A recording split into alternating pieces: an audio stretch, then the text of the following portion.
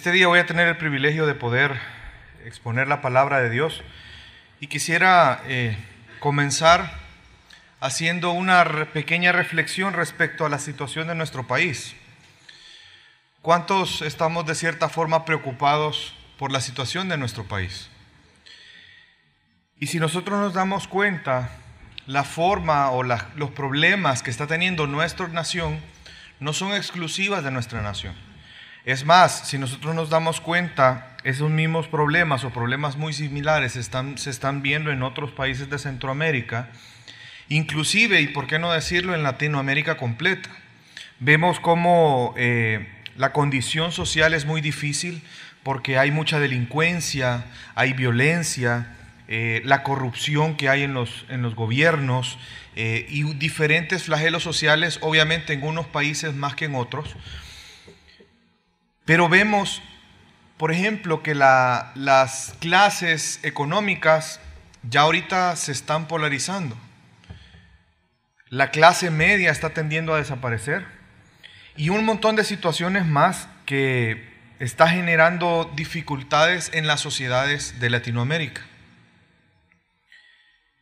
Y es que mi reflexión es en el sentido de por qué Latinoamérica tiene tantos problemas en común que no los vemos en otras áreas del mundo. Países que están tan cercanos a nosotros como son Estados Unidos y Canadá, por ejemplo, vemos que la situación social es totalmente diferente a la nuestra, aunque estamos en el mismo continente. Y fíjense que analizando un poquito esa situación, es que no podemos negar que la forma en cómo está una sociedad es una muestra del pensamiento que esa sociedad tiene. Cada uno de nosotros vamos a actuar de acuerdo a lo que creemos. Nosotros nos hemos quejado, creo que todos en algún momento lo hemos hecho, por darle un ejemplo, de la basura que hay en nuestra ciudad o de lo sucio que se ve en nuestra ciudad. Pero si somos sinceros y yo le preguntara si nosotros por lo menos una vez hemos botado una basura en la calle, quizás todos contestaríamos que sí. Pero nos molesta cuando vemos la suciedad en nuestra ciudad. Pero es un reflejo de lo que nosotros somos como personas. Cuando usted llega a un país, usted puede saber cómo son las personas. La forma en cómo está organizado, la forma en cómo se expresan, el orden que puede haber en un país, por la delincuencia o no, o si no hay delincuencia, etc. Y yo creería que es importante reflexionar en ese punto. ¿Qué es lo que nosotros creemos? Y quiero comentarle por qué Latinoamérica se parece tanto. Fíjese que nosotros, como latinoamericanos, tenemos una influencia del Oriente Medio en nuestra forma de pensar. Porque los árabes durante varios siglos dominaron España y Portugal. Luego los árabes son expulsados de España en el siglo XV y comienza una monarquía. Y cuando ellos vienen a conquistar Latinoamérica, o el Nuevo Mundo como ellos le llaman, ellos ya traían influencias árabes. Y quiero darles un par de ejemplos. En el español hay palabras como alhaja, aldaba, almohada, álgebra, que son palabras de origen árabe. ¿Ya ha escuchado usted la frase de ojalá? Ojalá y esto funcione, ojalá y estos planes me resultan.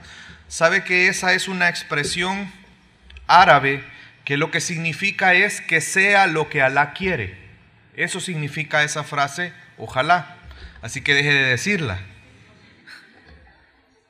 Obviamente muchos de nosotros no lo sabemos, porque son palabras que están en el español, pero que tienen su origen árabe. Esa misma concepción de Medio Oriente lo vemos en el tema, por ejemplo, del machismo. Los latinos, en general, la cultura latina tiende a ser machista más o sobre que otras culturas. Porque, obviamente, en el Medio Oriente la concepción de la dominación de los hombres hacia las mujeres inclusive llega al punto de hacerlo de maneras abusivas. Y qué casualidad que en Latinoamérica se da mucho la violencia intrafamiliar. Vemos también como, por ejemplo, los árabes, para ellos es muy común y de hecho dentro de su religión les es permitido tener varias esposas. Y casualmente la cultura latinoamericana, de cierta forma, es aceptado que los hombres tengan más de una mujer. Vemos también el tema de la conversión. Los árabes, cuando llegaron a España, ellos impusieron sus creencias a través de la espada. Cuando ellos vienen a Latinoamérica, la forma de colonizar fue de esa misma manera, a través de espada. Al punto que ellos llegaron a imponer una religión. Recordémonos que aquí los aztecas, en toda la región, aztecas, mayas, incas, etcétera, tenían sus propias creencias religiosas. Sin embargo, les fue impuesta el catolicismo. Y sabe que como para el catolicismo es prohibido que los católicos sean esclavos, una de las formas en que ellos evangelizaron fue decirle a los indígenas: bueno, tú vas a adorar a esto, vas a aceptar esto como tu autoridad. No, entonces tú no sos católico, entonces tú sos apto para ser esclavo, llévenselo como esclavo. ¿Qué cree usted que decía el siguiente en la fila? Sí. Y ahí es donde se dio la conversión de mucha gente en Latinoamérica, en teoría. Y en realidad lo que pasó fue que se dio mezclas. Y se empezaron a mezclar y se da ese sincretismo que genera un montón de ideas que llega a afectar hasta nuestra actualidad. La concepción de cómo usted y yo, como latinoamericanos, vemos las cosas. Y esa influencia genera, o ese pensamiento, o el pensamiento en general del ser humano, es lo que genera los problemas en las sociedades. Nuestro país, pareciera que está sumergido en problemas sociales y en algún momento no se ve la luz. Pareciera ser que es una situación que nunca va a parar, que va a ir en detrimento cada vez más. Pareciera ser que no hay una forma en que lo que está pasando se detenga. Yo no sé si usted nota que las cosas van de cierta manera empeorando. Y pareciera entonces que o nos acostumbramos a eso, o muchos están pensando en irse. Pero yo le hago una pregunta: ¿será que hay un futuro mejor para nuestro país? Y quizás tendríamos que hacer la reflexión entonces. ¿Quién edifica las naciones? ¿Quién hace que una nación esté bien o no? ¿Será que acaso los cambios, la transformación en la sociedad que vivimos, podrá hacerla los políticos? Porque eso es una demanda, por lo menos en nuestro país, una demanda hacia la política. Exigimos que se hagan cambios. ¿Será que realmente es la política la que puede generar una transformación real a la sociedad? ¿Será acaso que son los empresarios los llamados a generar esa transformación? ¿Será acaso que entidades como Naciones Unidas tendrán que intervenir para que en nuestro país las cosas mejoren? ¿Quién es el que debe generar una transformación en nuestro país? ¿Cuántos de los que estamos aquí somos salvos? ¿Cuántos somos perfectos? Ay. Pero ¿cuántos de los que estamos aquí, aunque no somos perfectos, sí hemos visto una transformación en nuestra vida desde que conocemos a Cristo? De la misma manera en que Cristo ha transformado nuestras vidas, Cristo puede transformar este país. Y es que, ¿sabe que el problema es que nosotros como hijos de Dios muchas veces o no nos hemos dado cuenta o hemos dejado a un lado que Dios tiene un mandato para las naciones? Dios no solo quiere transformar vidas individuales, Él quiere transformar sociedades completas. Y quiero que me acompañe para que usted y yo podamos ver en la palabra ese mandato de Dios que refleja el deseo de Dios en cuanto a las naciones y en cuanto a la forma como vivimos en comunidad. Acompáñenme, vamos a leer Génesis capítulo 1, versículo 27 y 28. Y creó Dios al hombre a su imagen, a imagen de Dios lo creó, varón y hembra los creó. Y los bendijo Dios y les dijo: fructificad y multiplicaos, llenad la tierra y sojuzgadla, señoread en los peces del mar, en las aves de los cielos y en todas las bestias que se mueven sobre la tierra. Cuando Dios crea al hombre, lo primero que hace es bendecirle. Dice el versículo 28, y los bendijo Dios y les dijo: fructificad y multiplicaos. Vemos Dios bendiciendo al hombre. Esa palabra que ocupa en el versículo 28, que habla de la bendición, es la palabra berek en hebreo. Y esa palabra o la bendición que se manifiesta aquí tiene dos implicaciones. La primera de ellas es ese privilegio o ese regalo que venía directamente de la mano de Dios. ¿Cuál regalo? El hecho de que los seres humanos podemos ser bendecidos por Dios a través de la reproducción.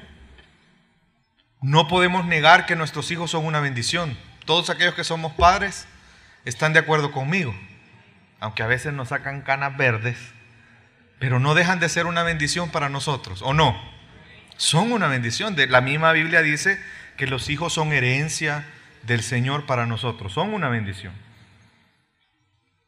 Dios nos bendice, nos podemos multiplicar, podemos procrear, pero además nos bendice, le bendice al hombre dándole dominio sobre la creación. Pero hay una segunda implicación dentro de esa bendición de Dios, y es el hecho de que implica una exigencia de santidad de parte de Dios. Es decir, cuando Dios bendijo al hombre, le dio la capacidad de multiplicarse y llenar la tierra, también le dio la bendición del llamado a un compromiso en dedicación a Dios. Cuando Dios nos bendice, no solamente es porque Dios nos va a dar cosas buenas. ¿Cuántos de nosotros le decimos a otro: Dios te bendiga? ¿Cuántos de ustedes se alegran cuando alguien le dice Dios te bendiga?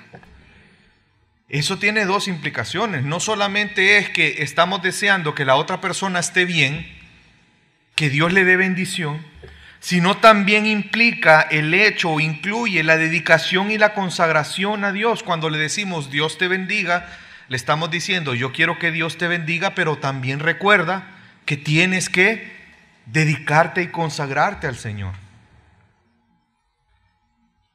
Y producto de esta bendición, Dios nos da un mandato, un llamado. Y ese llamado al ser humano es de sojuzgar y enseñorear sobre la creación. Dios delega la responsabilidad de gobernar todo lo que Él había creado. Dios entrega al hombre esa responsabilidad de ser Él quien debía de gobernar toda la creación.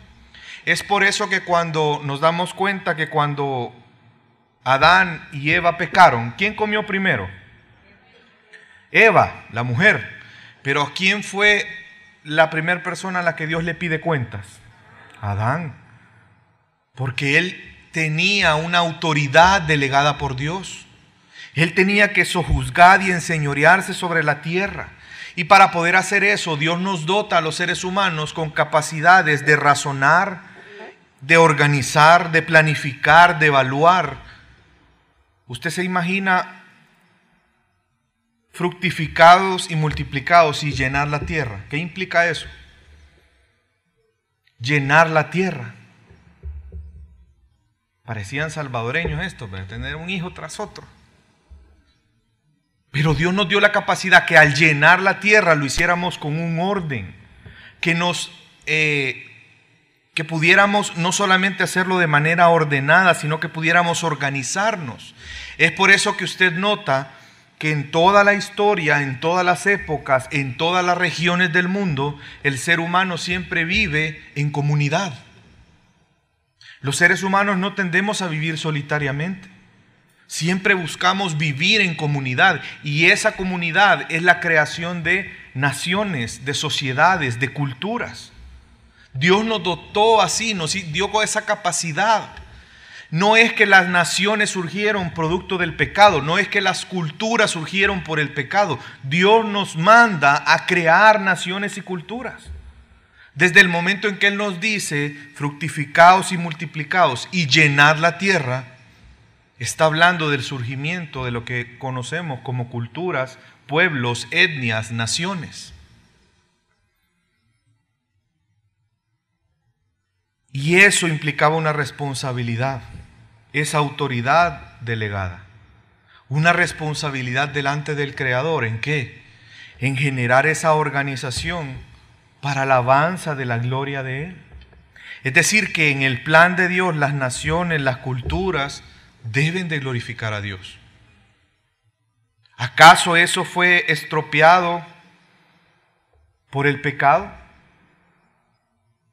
Cuando hablamos de naciones, y sí quiero hacer esa aclaración, no me refiero a un término político o jurídico, sino que para Dios las naciones son la unión de grupos de personas, familias, etnias completas. Por eso la Biblia habla de etnias, de tribus, de naciones. Son grupos de personas. ¿Será que el pecado destruyó el plan de Dios en ese sentido? Por supuesto que no. Ese es un mandato de Dios. El hecho de que estuviera vigente de sojuzgar la tierra, bendecir a las naciones a través de la enseñanza y la obediencia a Dios. Y es un mandato que sigue vigente hasta hoy.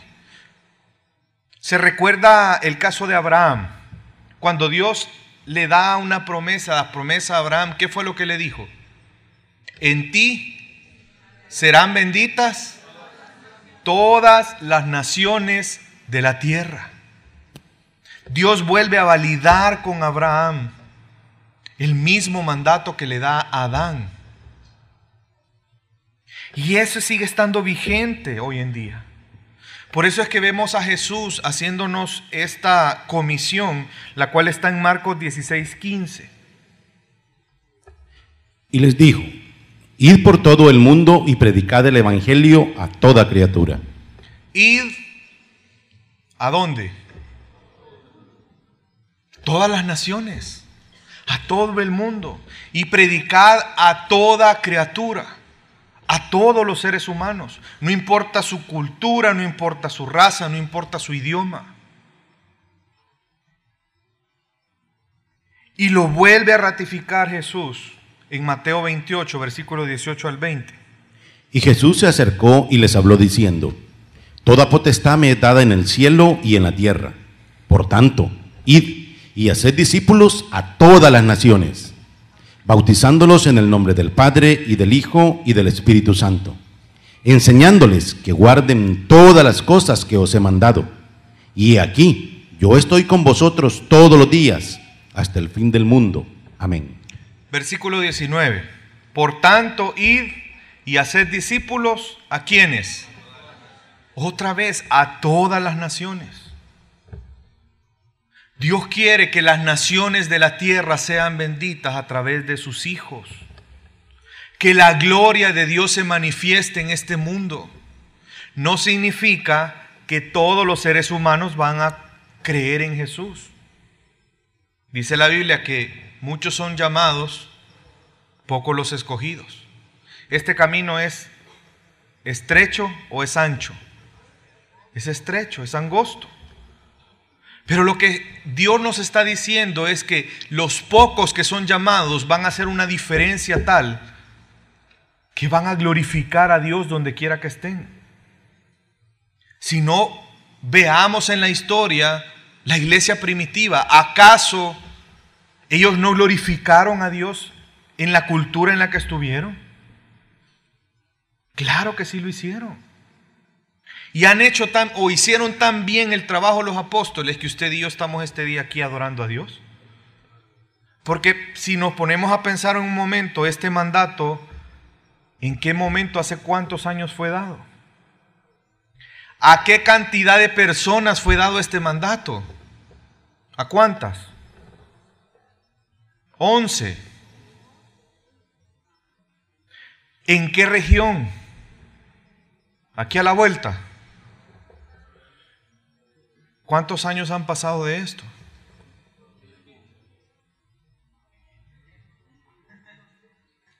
¿Se da cuenta? 2000 años después, miles de kilómetros, y estamos aquí adorando a nuestro Dios. Si se da cuenta, no es utópico. Dios quiere bendecir a las naciones. Dios nos envía a discipular a las naciones. Y sabe que es una cosa que debería de motivarnos a no dudar de Cristo, de este mandato, lo que dice el versículo 18. Jesús se acercó y les habló diciendo, ¿qué fue lo que les dijo? Toda potestad me es dada en el cielo y en la tierra. Por tanto, es decir, que Jesús nos da este mandato en el contexto de la manifestación de la soberanía de Jesús. Él está diciendo, yo tengo toda la autoridad, y porque yo tengo toda la autoridad, en este momento lo voy a comisionar a ustedes. Jesús nos ha comisionado con su autoridad. Por eso es que nosotros vamos en el nombre de Jesús. Y hay otra cosa más, una promesa que Jesús nos hizo. Dijo que Él iba a estar con nosotros todos los días hasta el fin del mundo. Si tenemos el respaldo de Jesús y Jesús está con nosotros, ¿qué nos detiene entonces a cumplir nuestra misión? Yo le pido que lo analice. ¿Qué nos impide? La falta de recursos. Yo no creo. Si Dios nos manda a hacer algo, Él nos va a dotar de todo lo necesario para poder hacerlo. ¿O acaso Él nos va a mandar a hacer algo que usted y yo no podamos hacer? ¿Alguna vez Jesús nos mandó a salvarnos a nosotros mismos? ¿Por qué? Porque no podemos. Pero ir y hacer discípulos a todas las naciones es algo que podemos hacer. Ahora la pregunta es, ¿lo estamos haciendo? Deberíamos como cristianos de llevar el evangelio a las comunicaciones, a la educación, a la economía, a las artes, a la política. No, es que eso es del mundo, eso no tiene nada que ver, una cosa es separada de la otra. ¿Estamos seguros de esa idea? ¿Quién dio la cultura? ¿Quién dio las artes? ¿Quién dio la música? ¿Cuál fue el propósito de darnos las artes, la ciencia y la música? Para su gloria, claro que sí. El problema es que nosotros como pecadores, esas cosas las utilizamos para nuestros propios beneficios, no para glorificar a Dios. ¿Por qué en este país no hay cultura de arte? Porque mire, no hay negocio en este país. Nadie quiere estudiar arte porque se va a morir de hambre. No surgen nuevas obras de teatro porque nadie las va a ver.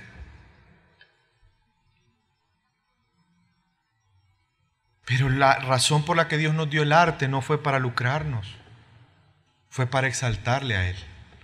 ¿No creen que es hora que los cristianos empecemos a dar el origen, más bien la orientación correcta a las cosas?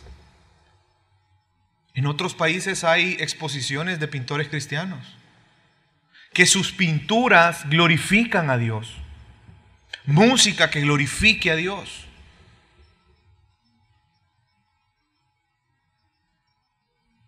No vayamos tan lejos. La familia, la gran comisión implica nuestra familia. ¿Estamos haciendo discípulos de nuestros hijos? ¿Cuántos hombres hay aquí? ¿Estamos discipulando a nuestra esposa? ¿Discipulando a nuestros hijos? Mujeres, educando a sus hijos en el temor a Dios. Es que la base de la sociedad son las familias. Queremos ver cómo está una sociedad, veamos cómo están las familias. ¿Cómo están las familias salvadoreñas? Así como está nuestra sociedad. ¿Cuál fue la primera relación que Dios instituyó? La familia. El vínculo no fue fraternal.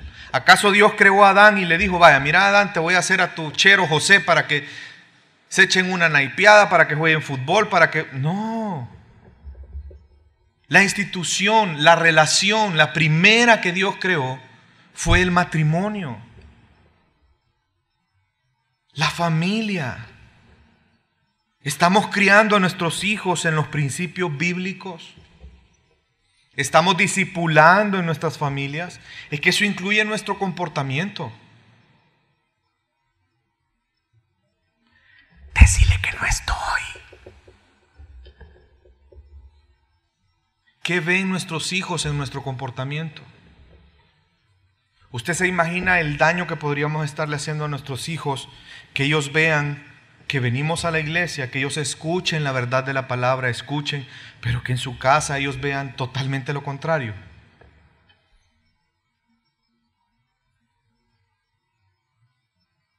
Y es que Jesús nos dio una fórmula de cómo debemos de cumplir nuestra misión. Vayan y hagan discípulos. ¿Cómo? Bautizando y enseñando. No dijo proclamando, ¿verdad? ¿Verdad que en Mateo 28 no dice proclamando? Solo dice bautizando. Así que ya no proclamemos. Solo vayamos a bautizar. Sí, tenemos que proclamar. Es que va implícito en el bautismo. ¿Qué es el bautismo? Es la manifestación pública de mi fe. Y la fe, ¿cómo surge en una persona?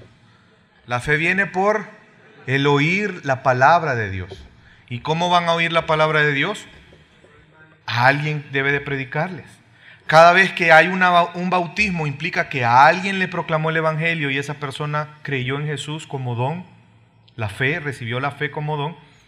Y por eso se está bautizando. Entonces aquí Jesús nos está hablando de proclamar el evangelio. Usted y yo tenemos el mandato de proclamar. Pero ¿cuál es la concepción hoy en día de proclamar? ¡Hey, te invito a la iglesia!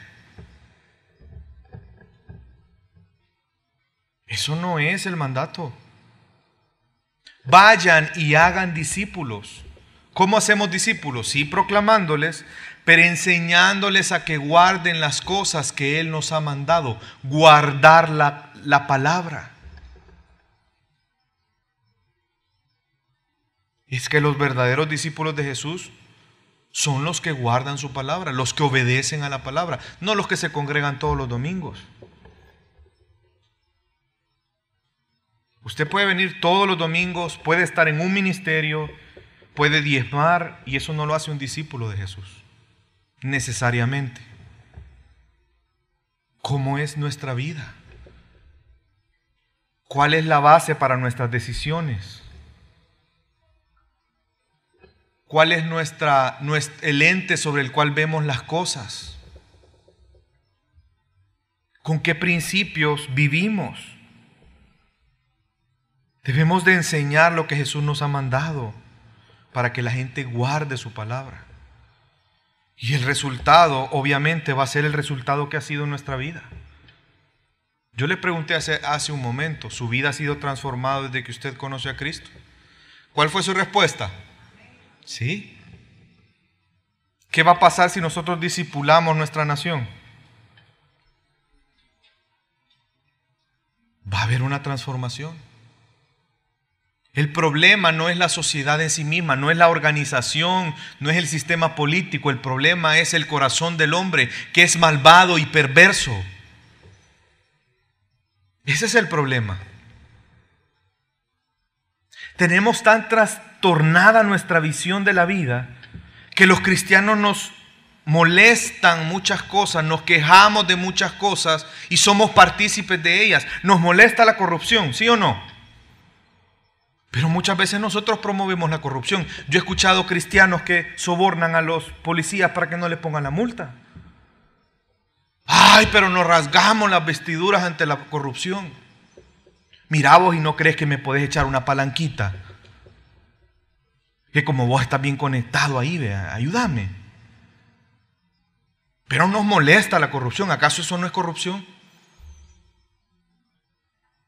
Cristianos que llegan a puestos donde tienen la oportunidad de dirigir y que empiezan a contratar gente solo porque son sus amigos. Y no me refiero únicamente al gobierno, me refiero en empresa privada, pasa eso. Que de repente los nombran gerentes y empiezan a llevar a un montón de gente a la empresa. ¿Acaso eso no es corrupción?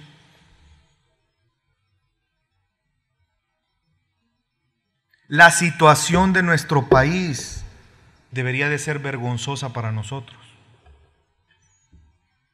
porque no estamos haciendo lo que nos corresponde.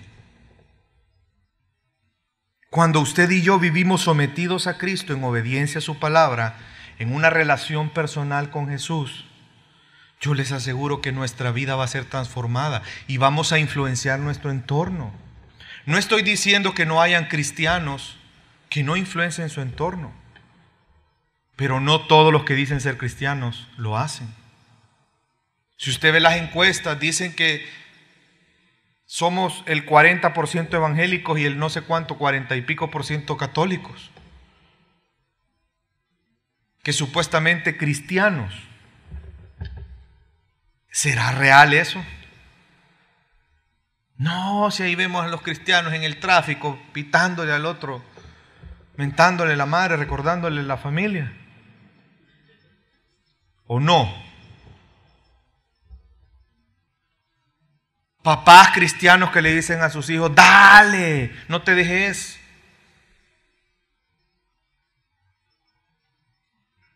El obedecer la palabra hace que crezca nuestro carácter, hace que la vida de Cristo se manifieste en nuestra vida.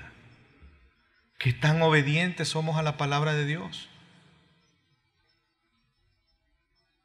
Es parte de nuestro ser, se convierte en la norma de vida para nosotros.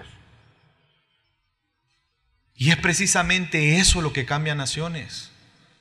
Cuando hay un grupo de personas que viven glorificando a Dios y que se someten a su voluntad de manera real y genuina.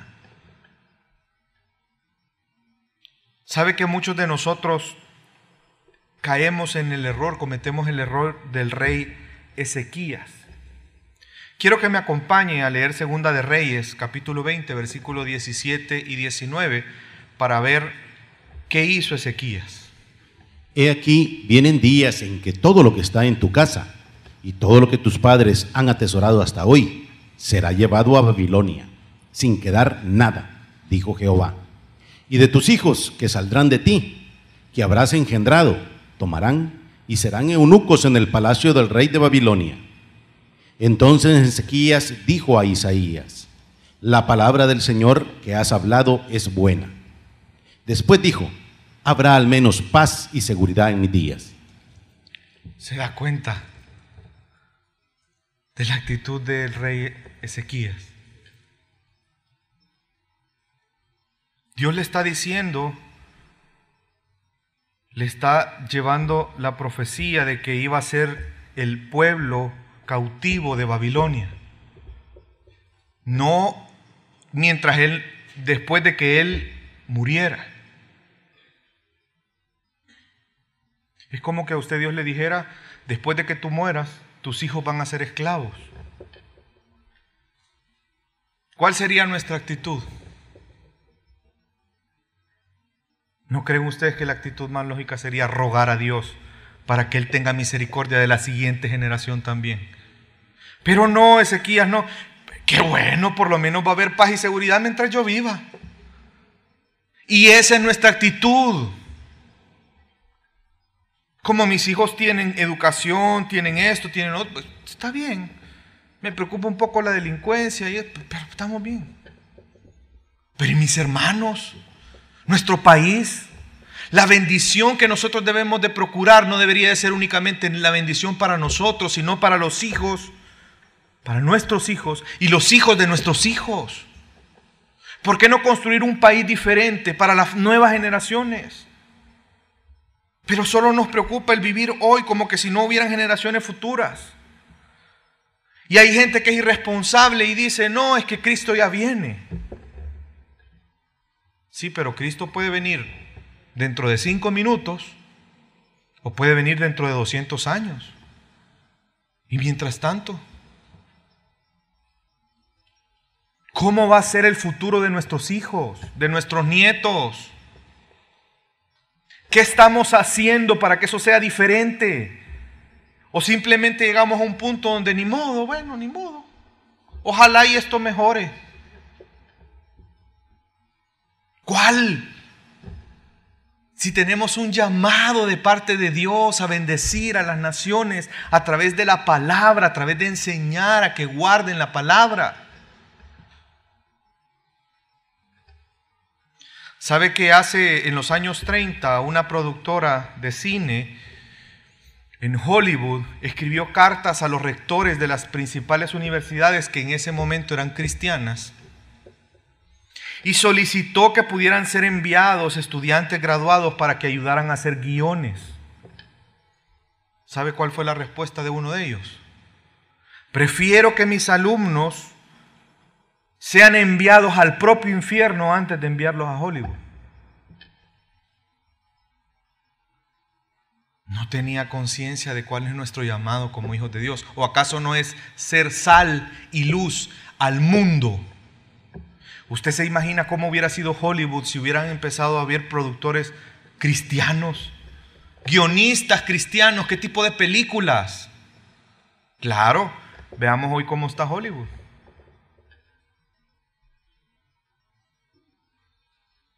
Debemos de enseñar. Debemos de enseñar quién es Dios, porque lo que las personas creen, quién es Dios, así actúa. Su cosmovisión de la vida está influenciada por su visión de Dios. Debemos de enseñar que Dios es un Dios infinito, pero a la vez es un Dios personal. ¿Sabe usted que todos los dioses falsos son impersonales? Porque no están vivos. Debemos de enseñar a la gente que hay una unidad y una diversidad en un Dios trinitario. Que conozcan quién es Dios. Debemos de enseñar que fuimos creados para imagen y semejanza, por imagen y semejanza de Dios. Es que eso tiene una implicación bien poderosa. ¿Por qué ha sido atacado el creacionismo por el evolucionismo? Por la implicación de que Dios nos creó. Si usted es un escritor y hace un libro, ¿por qué usted puede registrarlo? ¿Por qué usted puede obtener ganancias? ¿Por qué usted puede venderlo? ¿Por qué usted puede regalarlo? ¿Por qué? ¿Por qué? Porque usted lo creó. Si Dios nos creó, implica que Él es nuestro dueño porque Él nos creó. Y como los seres humanos somos tan arrogantes que no queremos aceptar eso, pues creamos una teoría llamada evolución, donde dice que Dios no nos ha creado, que nosotros hemos evolucionado de la nada. Porque no queremos reconocer que Él es nuestro creador, por lo tanto le pertenecemos a Él y Él es el Señor de nosotros. Y eso es algo que la gente debe de saber, que fuimos creados, que le pertenecemos a Dios, por lo tanto dependemos de Dios. Debemos de enseñarles que fuimos creados con una misión. El hecho que Dios nos haya hecho a su imagen y semejanza es porque Él quiere que cumplamos una misión. Una tercera verdad que debemos de enseñar es que solo hay una verdad y es posible conocerla. Acompáñeme a Juan capítulo 8, versículos 31 y 32. Dijo entonces Jesús a los judíos que habían creído en Él: si vosotros permaneciereis en mi palabra, seréis verdaderamente mis discípulos y conoceréis la verdad, y la verdad os hará libres. Existe la verdad. Hay una verdad absoluta y esa verdad se puede conocer y su nombre es Jesús. Hoy ya no hay absolutos, hoy todo es relativo. Hoy depende. ¿Es bueno que una mujer aborte? Es que depende. ¿Es bueno asesinar? Es que depende si es en defensa propia. Todo es relativo. Cuando la verdad es absoluta, delante de Dios ahí depende. ¿Qué dice Dios? O sos frío o sos caliente. Porque si sos depende, para Dios no existen los dependes. O estás conmigo o estás contra mí. No hay dependes. O glorificas a un Señor o glorificas al otro. No hay, depende, la verdad es absoluta. Y hoy en día se está perdiendo eso. Nuestros hijos están creciendo en un ambiente donde todo es depende. La nueva tolerancia, donde ya no solamente es respetar la idea, sino que yo te tengo que apoyar. Si no, veamos la agenda homosexual. A ellos ya no les basta que usted no les diga nada. Ya ellos quieren ser parte activa en la sociedad. Y nosotros tenemos que apoyarlos. Si no, somos intolerantes. No es posible. Eso solo se va a revertir si las personas conocen la verdad absoluta. ¿Cuántos conocen la verdad? ¿Cuántos conocen a Cristo? ¿Sabe usted que conocer la verdad me lleva a la cuarta cosa que debemos de enseñar? Que el conocer la verdad nos hace responsables de vivir conforme a la verdad. ¿Por qué no le dice al de la par, yo soy responsable? Dígale, yo soy responsable de vivir conforme a la verdad. Ahora el otro dígale, ¿lo estás haciendo? ¿Sabe qué implica esto? Que si Dios le habla algo a usted, se lo habla para que usted obedezca o aprenda. El conocer la verdad implica que yo voy a tomar decisiones conforme a la verdad. Implica lo que va a significar las cosas para mí o el valor que yo le voy a dar conforme a la verdad. Implica la realidad de las cosas. Yo quiero conocer cómo es la realidad del matrimonio, pues me tengo que ir a la verdad. Yo quiero conocer cómo es la realidad de la crianza de los hijos, pues tengo que ir a la verdad. Yo quiero conocer cómo es la realidad de las relaciones interpersonales, pues tengo que ir a la verdad. Acompáñeme a leer 1 de Juan, capítulo 5, versículos 20 y 21. Pero sabemos que el Hijo de Dios ha venido y nos ha dado entendimiento para conocer al que es verdadero. Y estamos en el verdadero, en su Hijo Jesucristo. Este es el verdadero Dios y la vida eterna. Hijitos, guardaos de los ídolos. Amén. El Hijo de Dios ha venido y nos ha dado entendimiento. ¿Para qué? Para conocer la verdad. Estamos en el verdadero. El que conozcamos la verdad y el que estamos en él significa que debemos de vivir conforme a esa verdad. Ya es hora de actuar, mi familia. Iglesia, tenemos que actuar. Ya basta de quejarnos y seguir viviendo con indiferencia. Somos nosotros como iglesia los llamados a mostrar la verdad a este país. Es que no basta con que este país tenga un grupito de gente honesta. Este país necesita una masa crítica que genere un cambio. Es que entendamos, hay lugares en que usted está que yo no voy a poder llegar.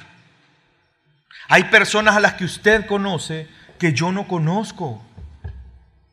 De igual manera, hay lugares que usted no va a poder entrar que yo sí. Personas que usted no conoce que yo conozco. Profesionales.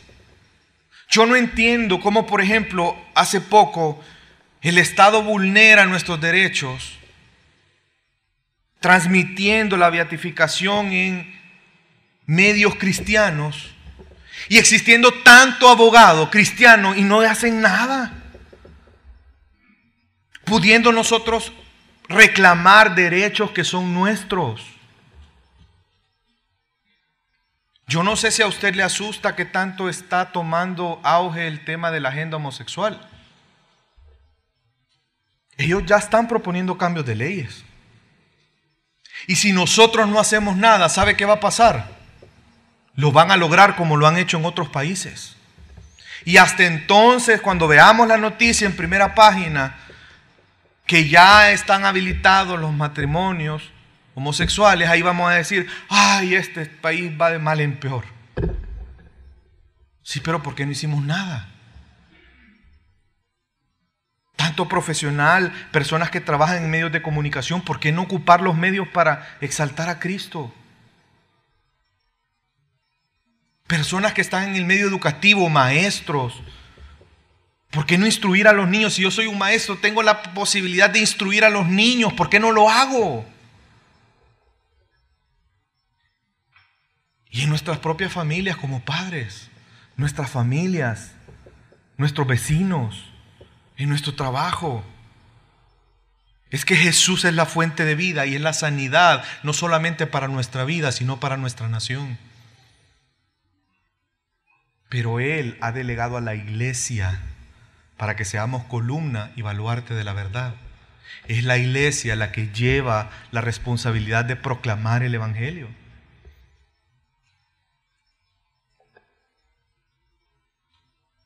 Debemos de edificar sobre un buen fundamento nuestra vida, nuestra familia, pero también nuestra nación, ese fundamento que sea capaz de transformar.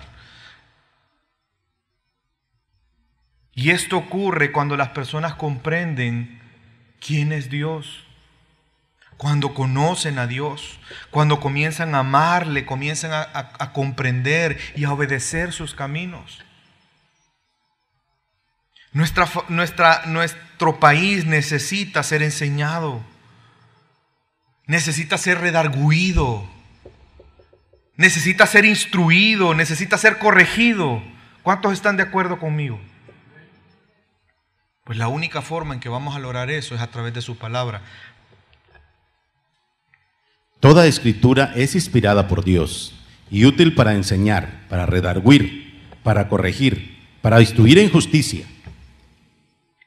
a fin de que el hombre de Dios sea perfecto, enteramente preparado para toda buena obra. ¿Se da cuenta usted cuando una persona es enseñada, redarguida, corregida, instruida a través de la palabra? ¿Cuál es el resultado? ¿Cuál es el resultado, mi amada familia?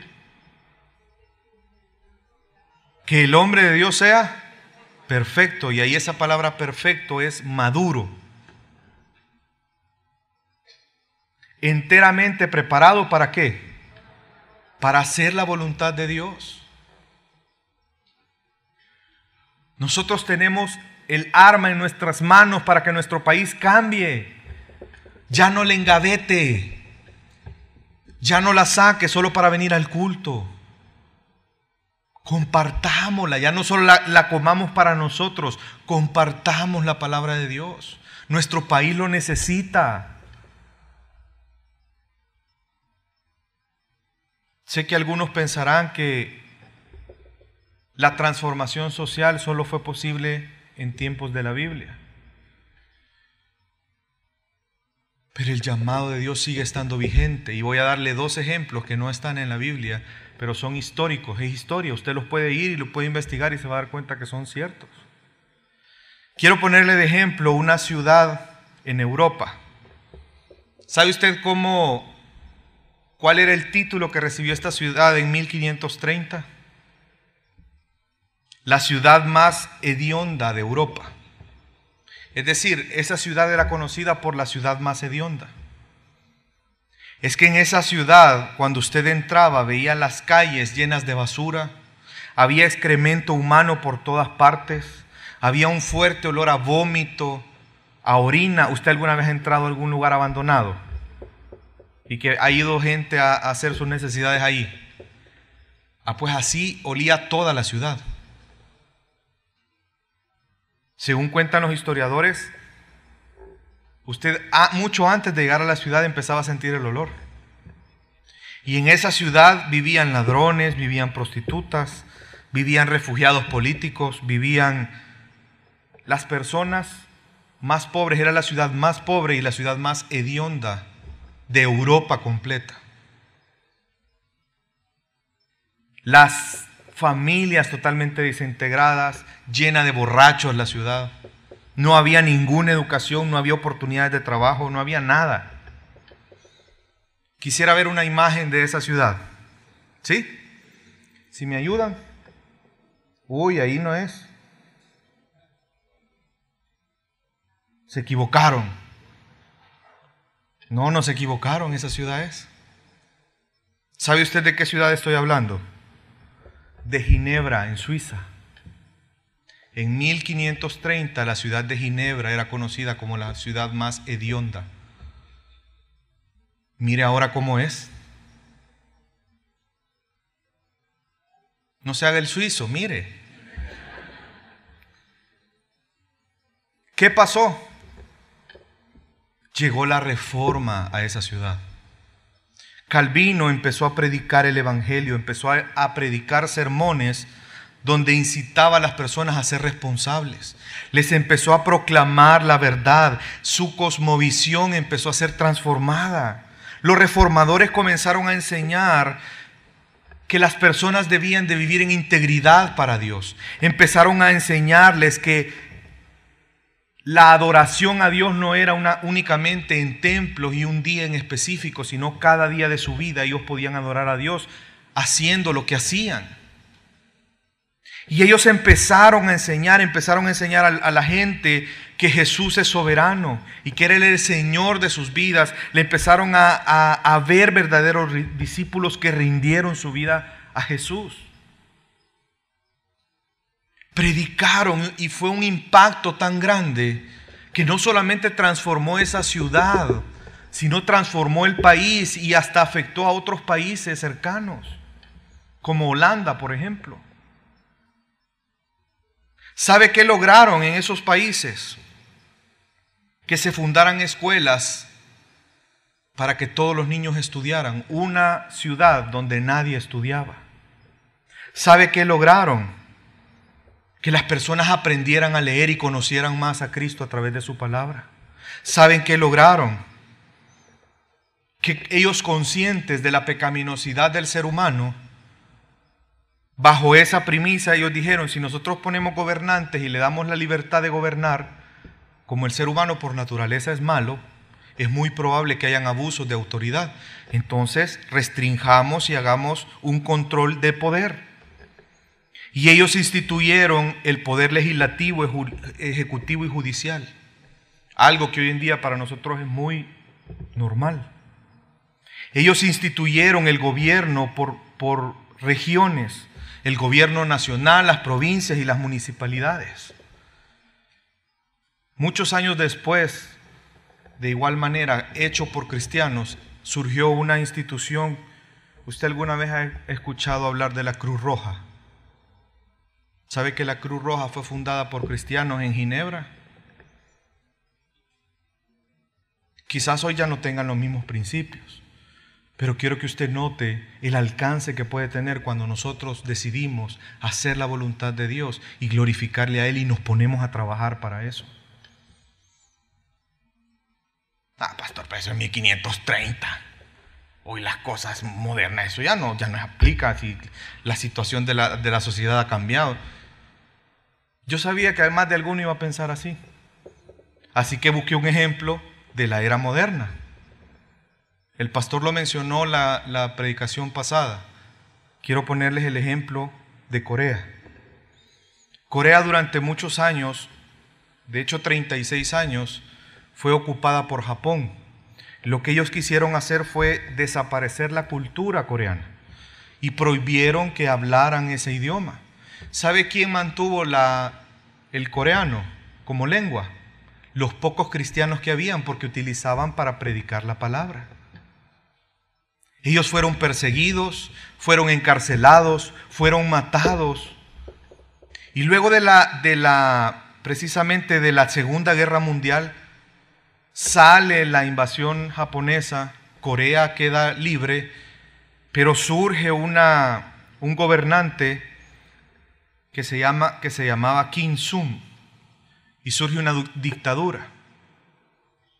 Hubo una revolución social que duró cerca de 3 años y cuando salen de la dictadura, ese país quedó devastado.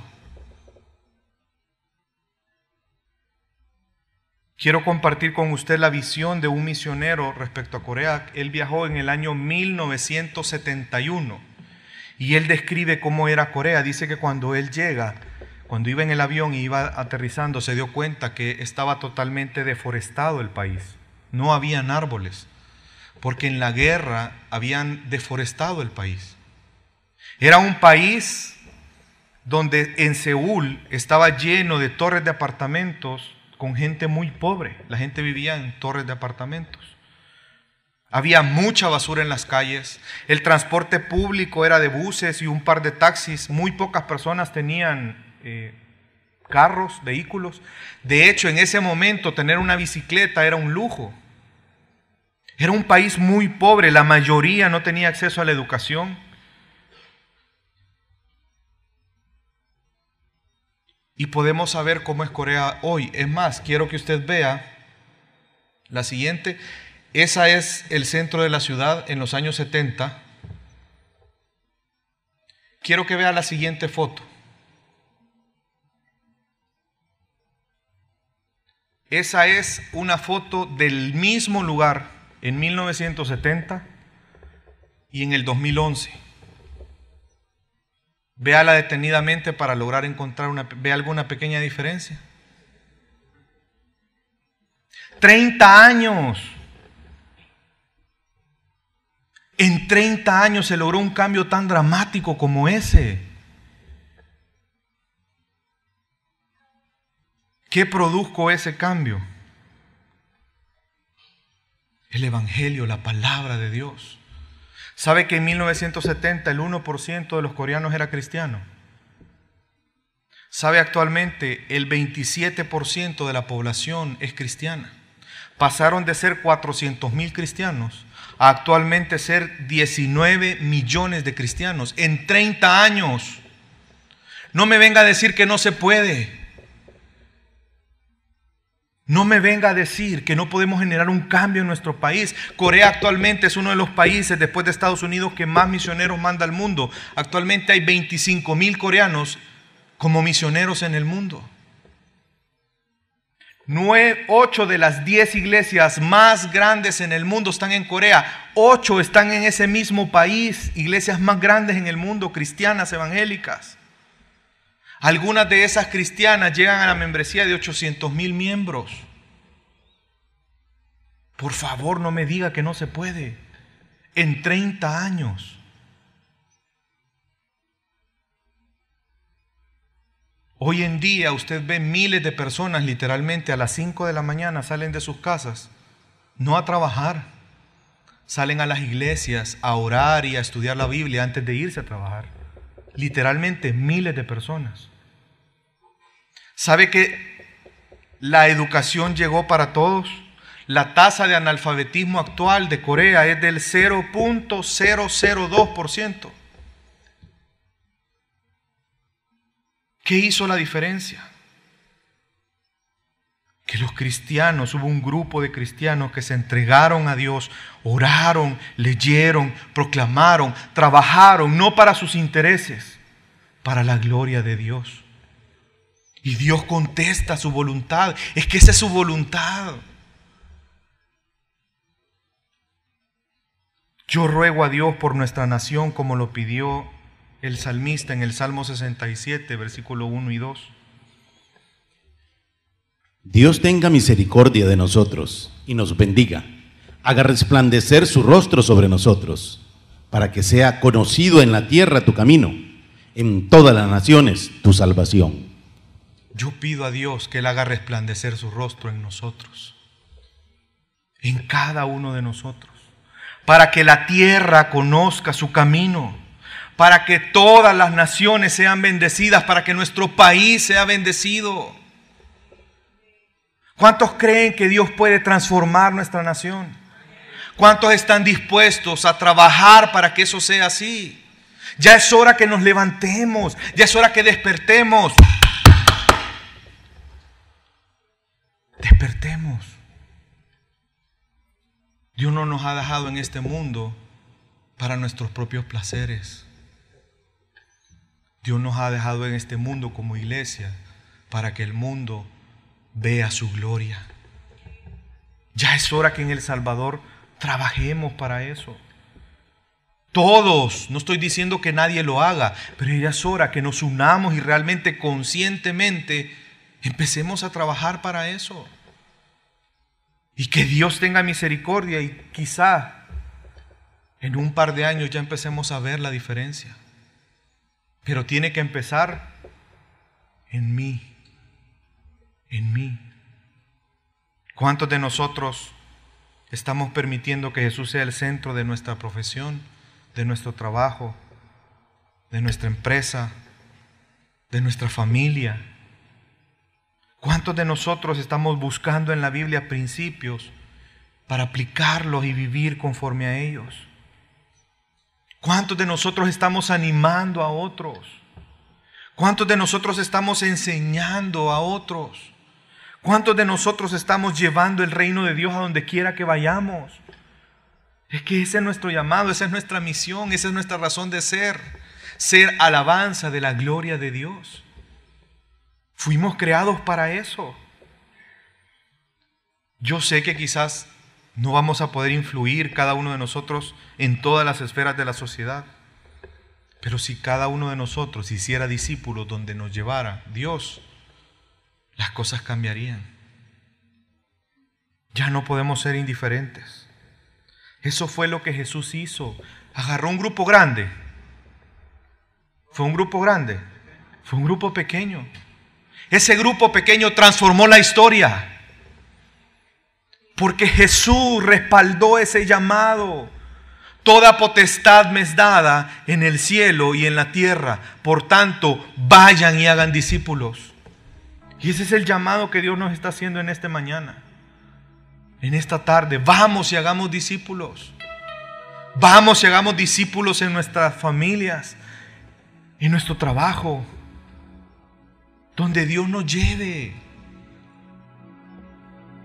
¿Por qué no trabajar juntos y lograr una transformación de nuestro país a través de la proclamación de la palabra? Si hay personas que nos visitan por primera vez en esta tarde, yo quiero decirte algo. La única forma en que tu vida puede ser transformada es conociendo a Jesús. Tú necesitas conocer a Jesús.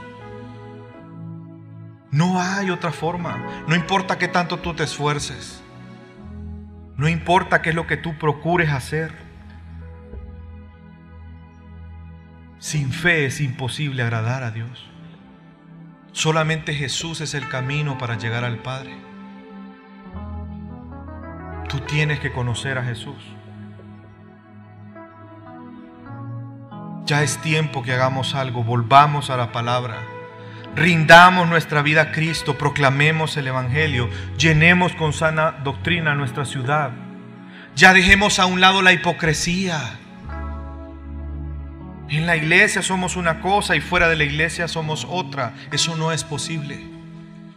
Toda nuestra vida debe de ser en alabanza para la gloria de Dios. ¿Cuántos creen que nuestro país tiene esperanza? ¿Cuántos de nosotros nos vamos a levantar y vamos a empezar a hacer una diferencia? Esa es mi invitación para usted en esta tarde.